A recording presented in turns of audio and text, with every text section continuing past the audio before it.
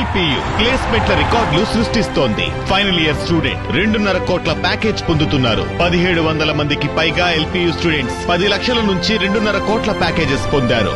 విద్యా విప్లవం ప్రారంభమైంది లవ్లీ ప్రొఫెషనల్ యూనివర్సిటీలో.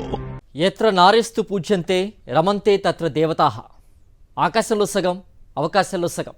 సంస్కృత భాష నుంచి తెలుగు భాష దాకా మహిళల్ని కీర్తిస్తూ రాస్తూ వస్తున్నాం, మాట్లాడుతూ ఉన్నాం. కానీ చేతలు మాత్రం ఆమె మీద అఘాయిత్యాలు ఆగడం లేదు. హత్యలు, అత్యాచారాలు, దౌర్జన్యాలు, దాడులు, వేధింపులు ఒకటేంటి, అన్ని కోణాల్లో మగువల ఉసురు పోసుకుంటూనే ఉన్నాం. ఈ పాపంలో ఏపీ పాలకుల పాపం చాలా పెద్దది. రెడ్ బుక్ రాజ్యాంగంలో కీచకులుగా మారిన పచ్చమూక ఆడపిల్లల మాన ప్రాణాల్ని తోడేస్తున్నారు. అత్యాచారాలు, హత్యలు, లైంగిక దాడులు, వేధింపుల మధ్య ఏడాదిగా ఆంధ్రప్రదేశ్ తన ఉనికిని చాటుకుంటోంది. ఆంధ్రప్రదేశ్ ఆడపిల్లలు పచ్చ కామాంధులున్నారు, జాగ్రత్త. 9 ఏళ్ల బాలికను ముక్కలు చేసి చంపారు. అత్తా కోడళ్లను చెట్టుకు కట్టి గ్యాంగ్ రేప్ చేసేశారు. 3 ఏళ్ల పసిబిడ్డను కొరికి కొరికి చంపేశారు. 9వ తరగతి విద్యార్థినిని నరికి నరికి చంపేశారు. ఇంటర్ విద్యార్థిని పెట్రోల్ పోసి కాల్చి కాల్చి చంపేశారు. నర్సరీలో ఓ అమ్మని అత్యాచారం చేసి గుండు గీసి గోదాట్లో విసిరేశారు. ప్రతిరోజు 70 మందికి పైగా మహిళలపై నేరాలు. ప్రతి గంటకి 3 ఆడబిడ్డలపై అఘాయిత్యాలు. ఏడాదిగా ఆంధ్రప్రదేశ్లో ఆటవిక పాలన, దుర్యోధన దుశ్శాసన, దుర్వినీతి లోకాన్ని తలపిస్తోంది.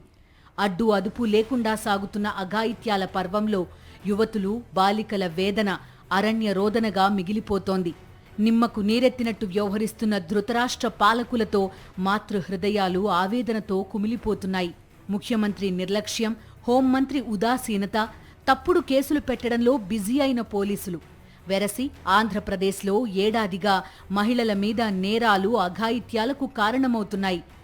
ముక్కుపచ్చలారని పసిబిడ్డల నుండి బిడ్డల తల్లుల వరకు ఎవ్వరికీ గ్యారెంటీ లేదు. ఆడబిడ్డలు స్కూల్కెళ్లినా, విద్యార్థినులు కాలేజీకి వెళ్లినా, అమ్మాయిలు ఆఫీసులకు వెళ్లినా, మహిళలు గడప దాటి అడుగు బయట పెట్టినా, ఎక్కడికెళ్లినా మృగాళ్ల నుండి రక్షణ లేని పరిస్థితి. ఆడబిడ్డల రక్షణ కోసం వైఎస్ జగన్ ప్రభుత్వం తీసుకొచ్చిన దిశ వ్యవస్థ, దిశ యాప్, దిశ పోలీస్ స్టేషన్లు, దిశ అధికారులు, సచివాలయానికో మహిళా పోలీస్, ఇలా అన్ని వ్యవస్థలను చంద్రబాబు ప్రభుత్వం నిర్వీర్యం చేసేసింది. దీంతో ఆడబిడ్డల ఆక్రందన అరణ్య రోదనగా మారిపోయింది. చంద్రబాబు అధికారంలోకి వచ్చినప్పుడు మొదటి 5 నెలల్లో రోజుకు 50 మంది ఆడబిడ్డలపై నేరాలు జరిగితే, ఆయన పాలన ఏడాది పూర్తయ్యేసరికి ఆ నేరాలు రోజుకి 70కి పైగా పెరిగాయి. శాంతి భద్రతలను కాపాడాల్సిన పాలకులు రెడ్ బుక్ రాజ్యాంగం అమలులో బిజీ అయిపోవడంతో ఏపీలో మహిళలకు రక్షణ లేకుండా పోయింది.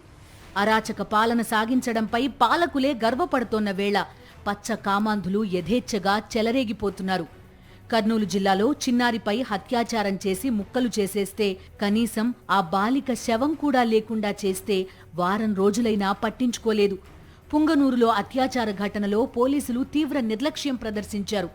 సత్యసాయి జిల్లాలో అత్తాకోడళ్లపై అత్యాచారం జరిగితే పోలీసులు సీరియస్గా తీసుకోలేదు.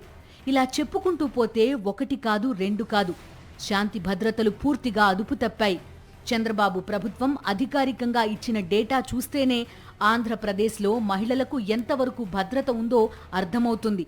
ఏపీలో మహిళలు, చిన్నారులపై అత్యాచారాలు, లైంగిక దాడులు, అఘాయిత్యాలు పెరిగిపోయాయని ప్రభుత్వ నివేదికలే తేల్చి చెబుతున్నాయి.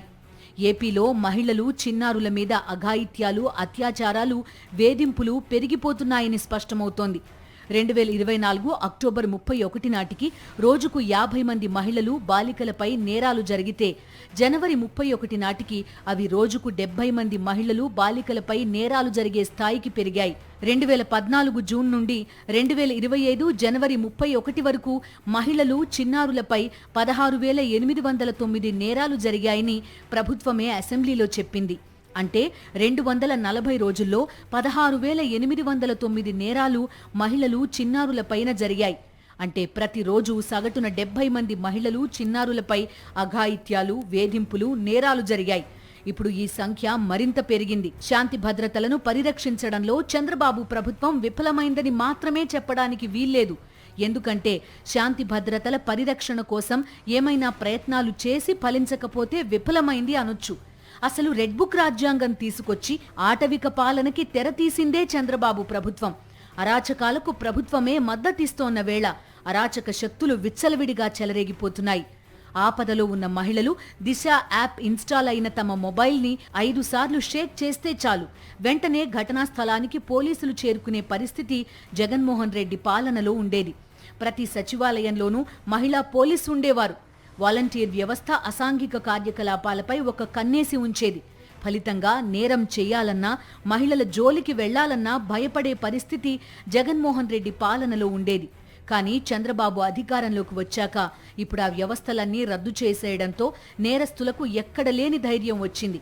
పైగా ప్రభుత్వ అండదండలతో టీడీపీ గూండాలే అరాచకాలు చేస్తోన్న వేళ నేరస్తులు మరింతగా చెలరేగిపోతున్నారు. దీంతో ఏపీలో మహిళలకు భద్రతే లేకుండా పోయింది.